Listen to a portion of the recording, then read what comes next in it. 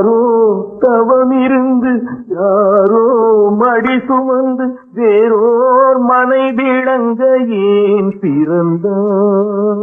யாரோ தவமிருந்து யாரோ மடி சுமந்து வேறோர் மனை விளங்க ஏன் பிறந்தார்? பூ போல் சிரித்திருந்து பொன் போல் வளர்ந்திருந்து ஏழை மனம் துடிக்கேன் பிரிந்தார். செல்ல கிளியே மெல்ல பேசு, செல்வல் காற்றே மெல்ல வீசு. தோளில் தவழ்ந்திருக்க தொட்டில் நிறைந்திருக்க பிள்ளை துணை வேண்டி கிடந்தேனா?